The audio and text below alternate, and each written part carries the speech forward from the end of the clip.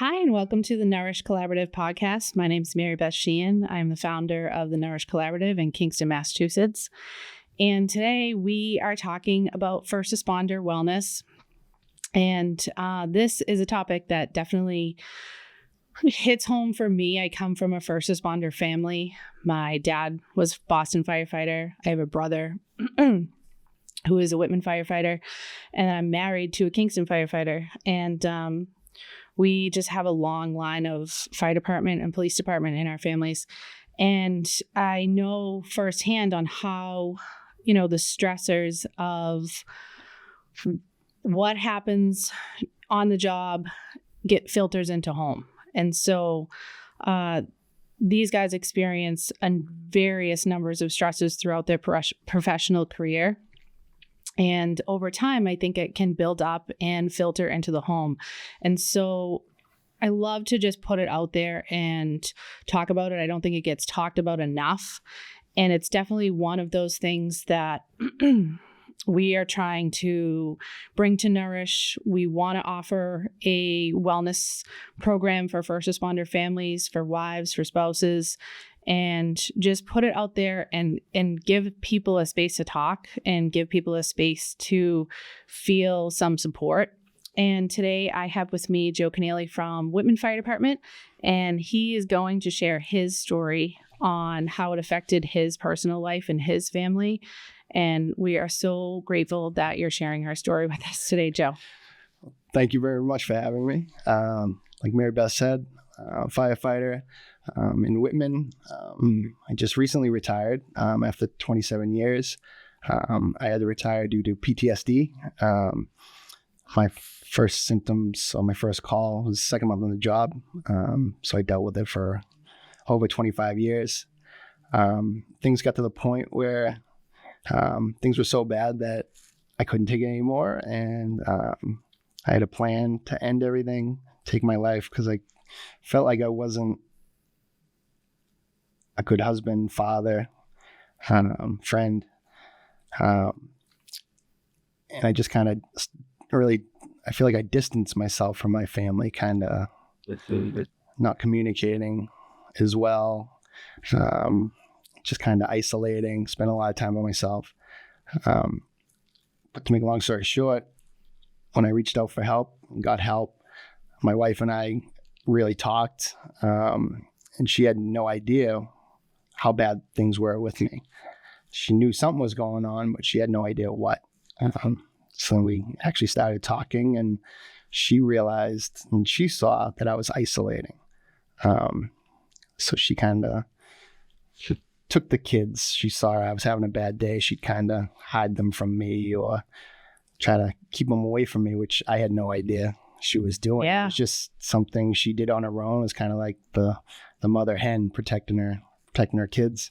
I think it happens a lot with spouses. I do it. My husband comes home and I can tell by the look on his face what kind of night he had. Uh-huh.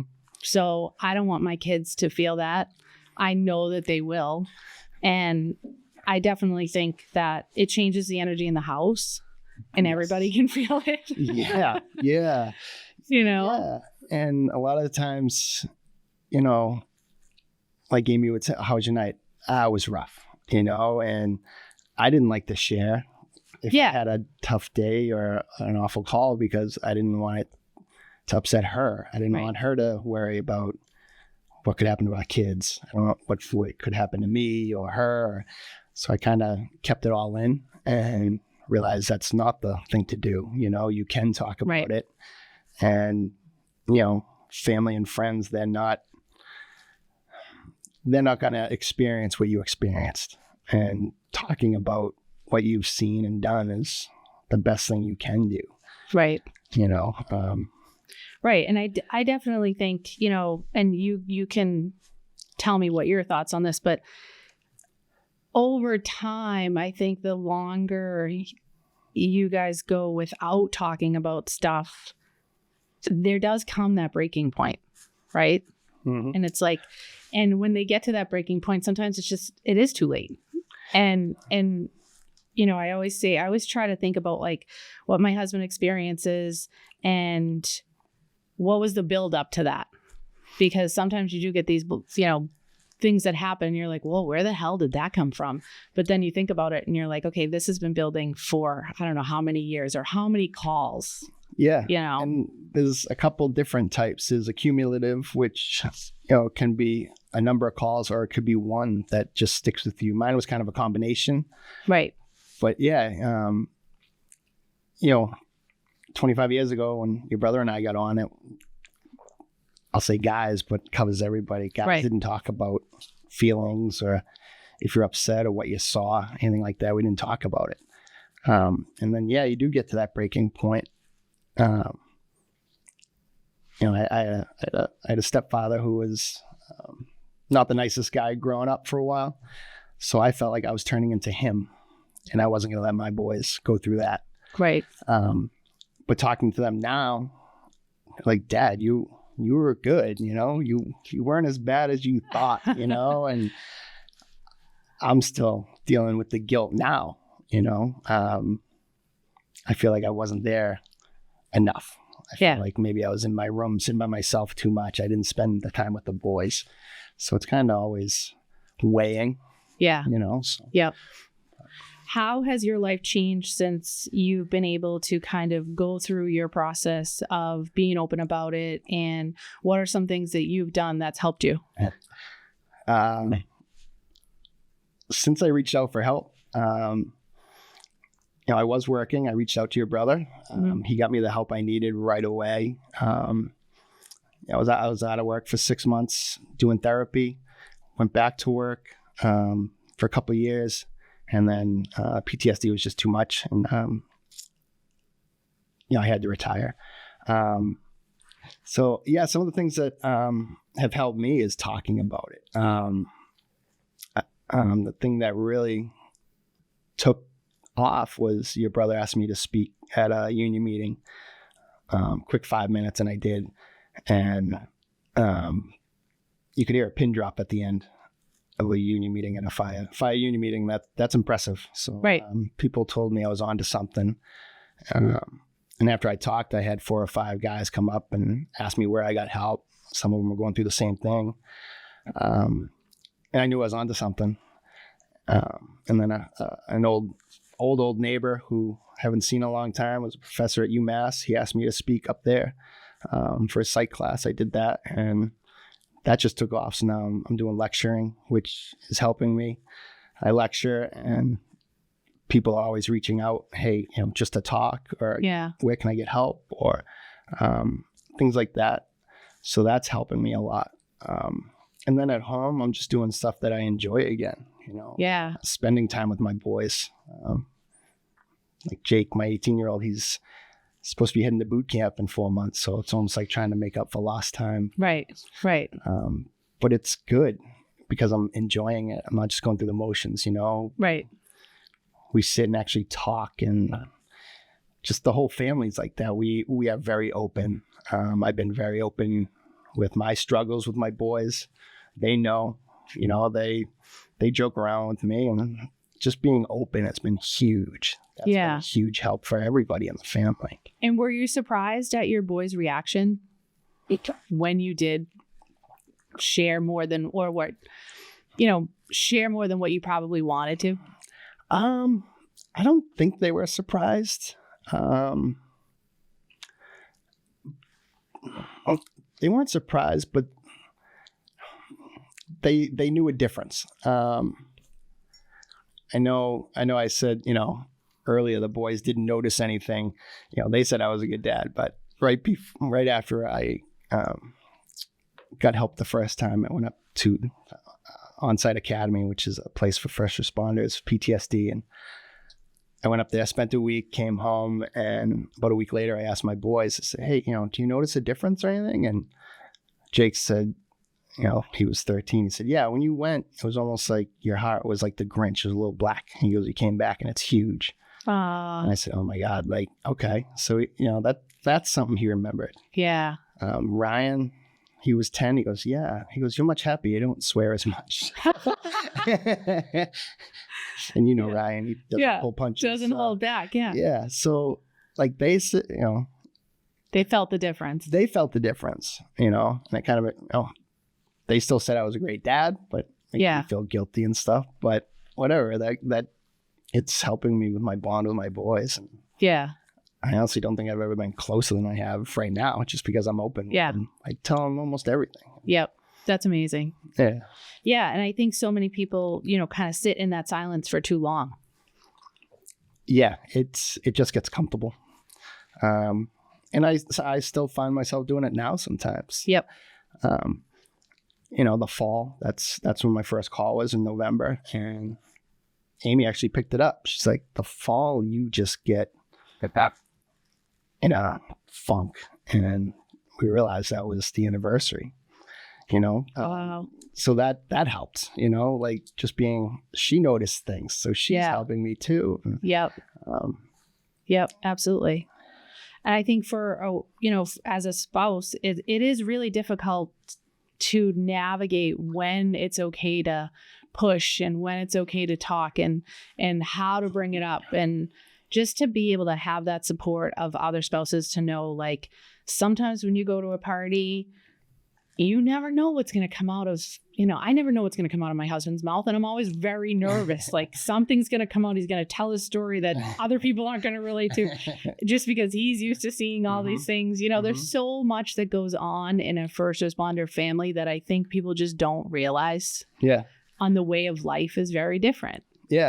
My kids, their dad's gone, 2 to 3 nights a week. And, that he comes home and he's tired and he's not there for every holiday. Yep.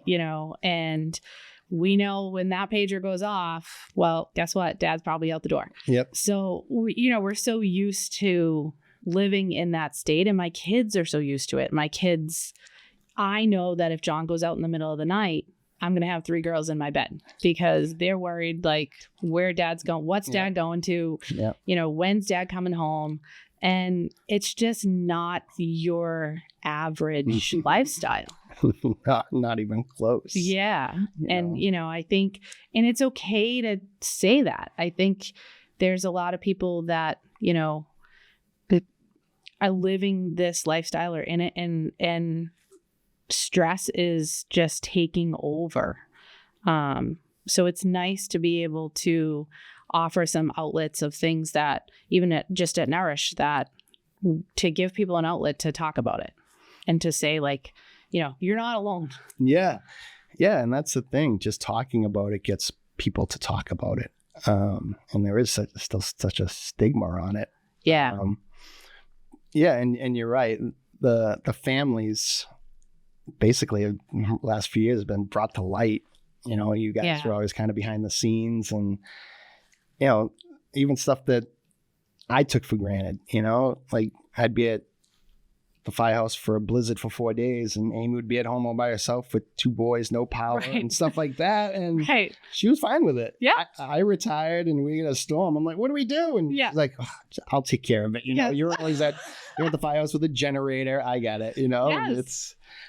It's true. You do get used to being alone. Yeah. And that's, you guys are like the unsung heroes, like, it is a different lifestyle for families. Yeah.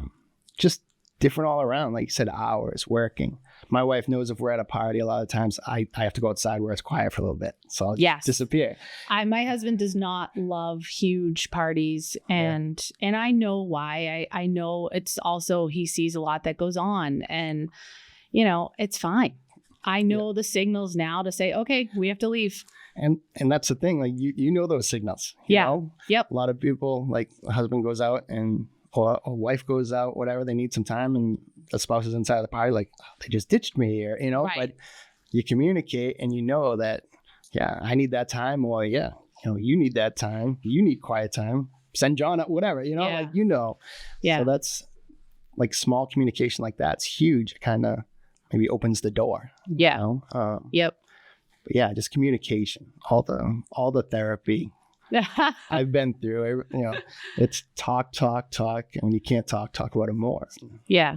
It can be tough, when to push, or, if you see your spouse getting upset. that's a tough one for me. Yeah. Because I didn't like to talk about it at home. I don't know if it was just try to protect my family, or if I just wanted to keep it in. But once I realized talking about things made it better and made things at home better. Yeah. Because now kind of everybody's involved. It's not you against the world, Right. So yeah. Yeah. And I do think it helps with those social cues of, I can't handle this situation right now, so we have to leave. Mm-hmm. Yeah. Yeah. Or a break, or and not to get upset, or like you said, just open communication so you know what's going on. You know what's going on. Yeah. Yeah. No. It makes a big difference. Little things like that make a big difference, Yep. Yeah.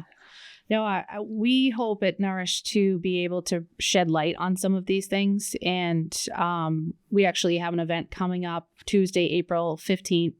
It is an online webinar for first responder families to talk about health and wellness and how to maintain that in a family.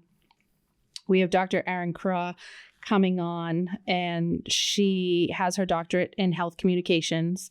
And she was a first responder daughter. Her dad was a police officer. And she really saw the challenges firsthand. And so she knows how it affects a family. So she does a lot of talks and lectures and seminars on healthy communication between first responder families. And joining her will be our certified health and life coach, Sue Morrell, who talks about how to implement that and things that you can do to create healthy habits within a family structure for a first responder family. So that is definitely something that if you're interested in information on, please join us. It's totally free for you to come on and listen to. And then, our goal is to have ongoing programs and outlets at Nourish. Upcoming yoga classes for PTSD, yoga for trauma, support for spouse, support for children, and just so we can kind of create this community where it's okay to talk about. And we put it out there like this is healthy wellness for this community. Joe actually works at Nourish and works in our Ivy Lounge. And so he's got to experience firsthand some of the things that we offer at Nourish. I don't know if you want to talk about it, but. Yeah, no, I came on to Nourish just before the new year, and I've been blown away with all the good work you guys are doing. Everybody there is just amazing. And just one more thing too, like for the first responders or families, even if like the first responder isn't ready for help, doesn't mean that the spouse or kids can't go and talk and get support and help. That's perfectly okay. And you should do it. Yeah. I think a lot of spouses sit in silence and just think like, I'm just gonna, this is normal. And, it's hard. It is really hard. Yeah. And, the families can go and talk to other families and other families who have had, gotten their spouse to get help or, get tips or just to vent and just to share stories, get advice, whatever. But even if the first responders are ready, the families, if they need help, they should get it. Yeah. I remember thinking like, if my husband was struggling and he was in a bad mood, that it was my fault. And oftentimes it just took me a long time to realize like what he was carrying and what he was coming home with and just, kind of shoving under the rug. Yeah. And so those little snaps that would come out or the little quick, or just that not at all talking whatsoever. I just thought like, oh my God, something must be wrong. Or I'm not, maybe I did something. And 99% of the time when we actually talked about it, it had nothing to do with me whatsoever. Right. And so, but it's so hard to know that as a spouse. Right. It's hard to figure out like when to say something, when not. And then you also don't want to trigger them. So I think a lot of times so many spouses or, family members walk on eggshells a little bit. And so we just want to try to break that and try to create some healthy ways of communication and healthy outlets. And so, we're going to keep going and keep talking about it and keep putting it out there. And we absolutely invite you to come check it out. So thank you so much for joining us today, Joe. It's great for you to share your story, and we are so grateful to have you at Nourish. And for anybody who is interested, again, it's Tuesday, April 15th. It's online at 6 p.m. And you can find it on our website at nourishcollaborative.com. Thank you so much. Thank you very much.